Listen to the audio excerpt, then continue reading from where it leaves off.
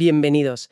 Hoy vamos a meternos de lleno en la sala de máquinas de la inversión.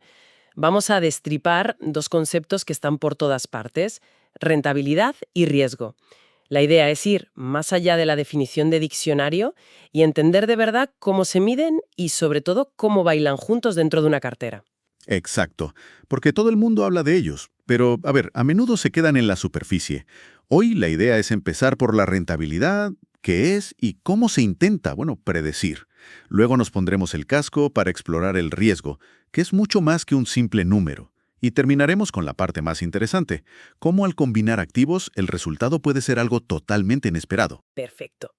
El objetivo es que al final de esta charla tengamos herramientas para mirar un fondo o una cartera y entender la historia que nos están contando sus números. Venga, empecemos por lo que todo el mundo busca: la rentabilidad.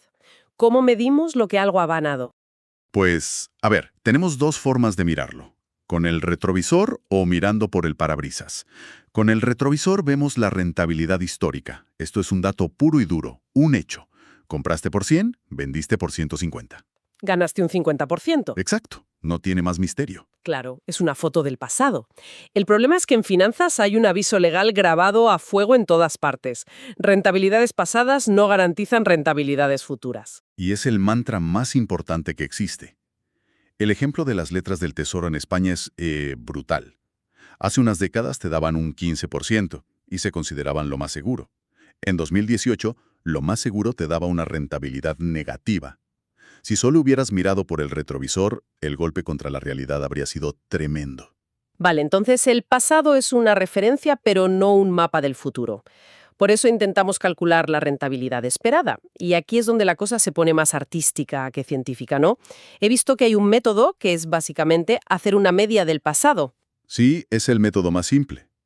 Si algo ha ganado un 10%, perdido un 5% y ganado un 15% en los últimos 3 años, pues dices, bueno, espero que de media gane un 6,66%. Pero como bien dices, es una forma un poco vaga de predecir el futuro. Por eso me llama mucho más la atención el método de los escenarios. Aquí ya no es solo mirar atrás, es intentar imaginar qué puede pasar. Exacto. Es un intento de ser más sofisticado. Te obliga a pensar, vale, en un mundo ideal, si todo va de maravilla, llamémoslo escenario optimista. Sí. Esto podía dar un 15%. Si las cosas van como suelen ir, el escenario normal, pues un 10%. Y si todo se tuerce, escenario pesimista, a lo mejor solo un 5%. Un momento. Eso de asignar probabilidades a los escenarios, un 20% al optimista, un 60% al normal, suena muy científico, pero ¿no es básicamente una conjetura glorificada? ¿Quién decide que hay un 20% de probabilidad y no un 25%? Me parece muy subjetivo. Has dado totalmente en el clavo. Es el punto débil y a la vez la fortaleza del método. Es absolutamente subjetivo, ¿sí? Depende del análisis del gestor, de su visión de la economía, del sector. Claro. Pero esa subjetividad es lo que lo hace valioso. Te obliga a mojarte, a cuantificar tus expectativas y a reconocer que no hay un único futuro posible, sino un abanico de ellos.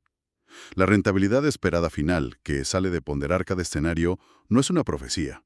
Es la conclusión de tu análisis. Entiendo. Es una forma de ordenar la incertidumbre. Y hablando de medir bien las cosas, se menciona también la rentabilidad ponderada por tiempo, que tiene en cuenta las entradas y salidas de dinero. Supongo que esto es clave para no engañarse a una misma. Es fundamental. Imagina, metes 1.000 euros y ganas un 10%, tienes 1.100. Si justo después metes otros 10.000 y el mercado cae un 5%, tu rentabilidad final no es la media de más 10 y menos 5. El segundo movimiento, con mucho más dinero, tiene un impacto infinitamente mayor. La rentabilidad ponderada te da la foto real de cómo ha trabajado tu dinero. Vale. Creo que la idea de rentabilidad queda clara. Pero todo este ejercicio de plantear escenarios pesimistas ya nos dice que las cosas pueden salir mal. Y esa incertidumbre, esa posibilidad de no ganar lo que esperabas, es en esencia lo que llamamos riesgo. Exacto. Y para medir ese riesgo, la herramienta más común es la volatilidad. Pero la palabra en sí es un poco abstracta.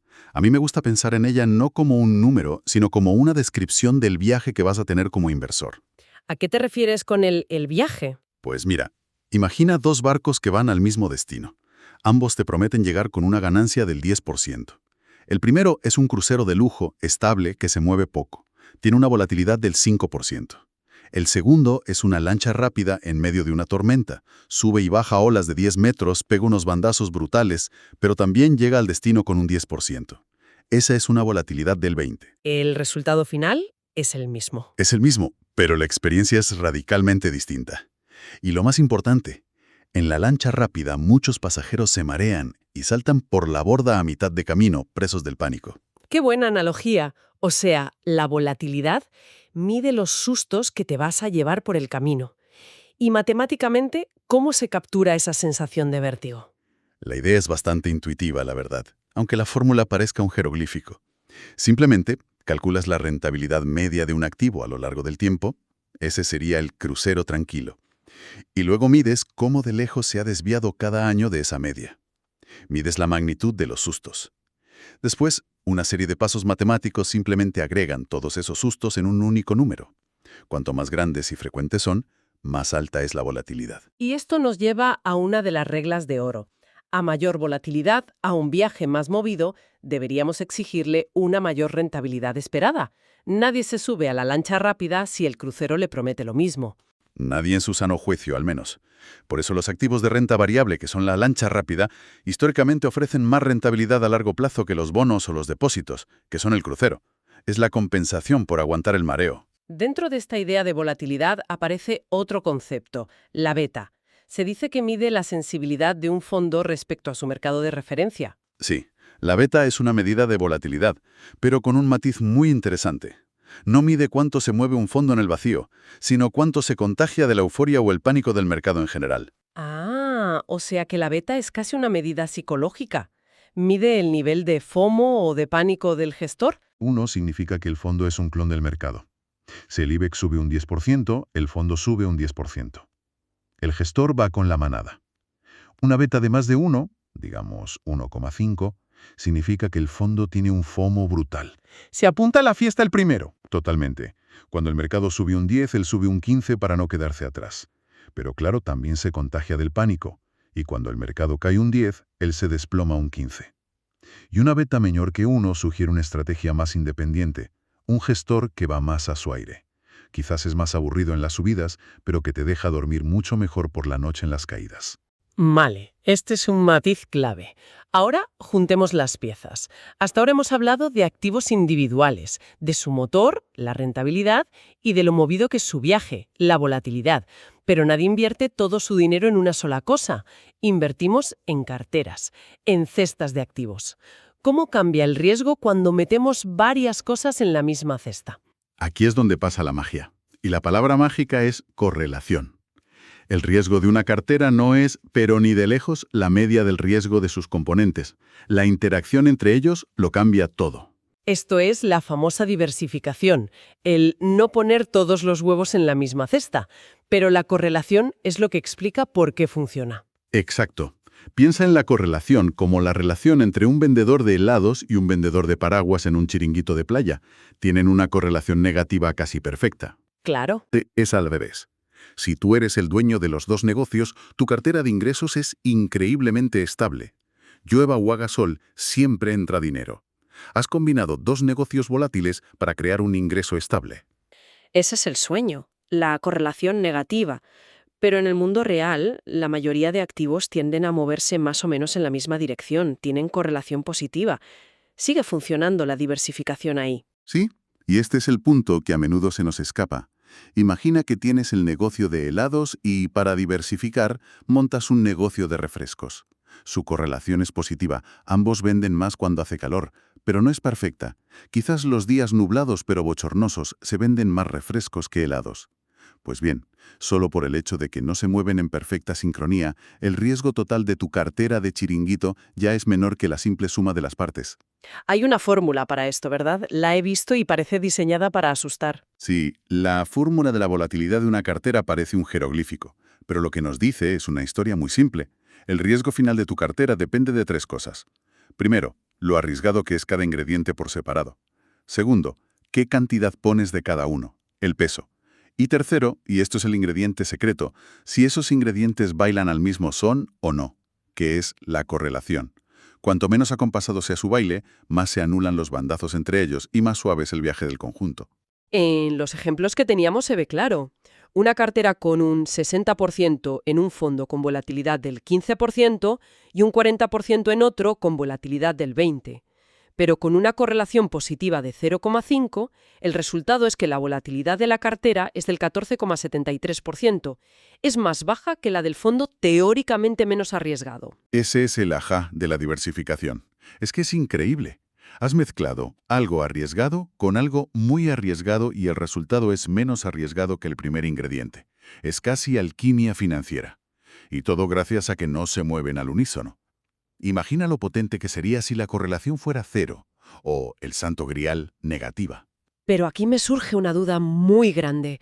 Todos estos cálculos de correlación se basan en datos históricos, en cómo han bailado los activos en el pasado. Pero ¿qué pasa cuando llega una crisis de verdad y de repente todas las parejas de baile se ponen a bailar la misma música de pánico? Has puesto el dedo en la llaga. Ese es el gran y peligroso secreto de la correlación. No es estable. En momentos de pánico extremo, como en 2008 o en la caída del COVID en 2020, casi todos los activos se correlacionan positivamente. De repente todo cae a la vez. Las relaciones históricas se rompen. Vaya. Tu vendedor de paraguas se pone a vender helados y ambos se hunden. Por eso tuve un cliente que se jactaba de tener una cartera diversificada, con acciones del Santander, BBVA y CaixaBank. En 2008 aprendió de la peor manera posible lo que significa una correlación de más 0,9 en el sector financiero. O sea que la diversificación funciona de maravilla, hasta que más la necesitas. A veces sí.